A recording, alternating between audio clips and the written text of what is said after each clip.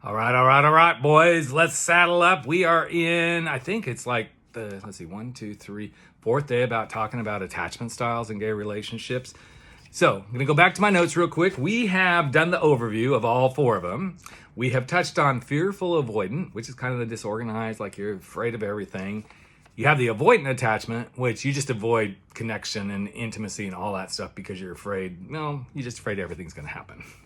And then let's see, we said fearful, and then the avoidant. Oh, okay, let's see. Oh, anxious. Yeah, I'm really anxious to talk about this one. And that's kind of what happens in the anxious avoidant attachment relationships. Anxiety drives them. You crave intimacy. Ooh, I want it. But then you pull away as soon as things get close. You struggle with all this sort of stuff. There's still some trust similar to, some of the other stuff.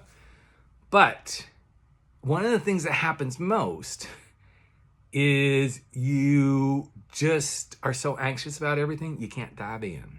You can't be in it, okay? So here's how to see if this is who you are. Here's 3 things that I've found in most of my work with guys that happens. Number 1, you got to recognize this pattern of being really anxious. Even just the thought of saying I want to be in a relationship can push you or push someone away because it may feel you're clinging too tightly or they're clinging too lightly, okay? Lightly and tightly, both. I mean, clinging lightly could be like, what's wrong? What's going on here? Why is this happening? As soon as you start asking all these questions and you start creating the story, you're probably in an anxious avoidant attachment style. Numero 2, you struggle to communicate honestly, which is kind of similar to the others.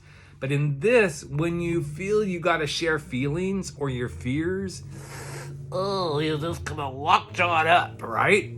Vulnerability is not your friend. It makes you feel very uncomfortable, but yet vulnerability is your friend if you are this attachment style, the anxious. Now, I'm not saying dive right in and give it all away, because if you haven't practiced vulnerability, that's going to be harder than anything. But start little steps to practicing your vulnerability. Finally, get some support. I mean, all of these you could use support in, okay? If you're really struggling, you're like, none of my relationships are working, Rick. Okay, well, let's look at the attachment styles that you have. And we're going to have a little video down the road here that talks about even your sexual practice and how they influence it. But here we go. Get support, therapy, coaching, whatever it might be. Because here's the thing. You deserve to connect, and you deserve to be in a relationship, and you deserve to not be anxious about every time this happens. So, what's your thoughts? Let me know.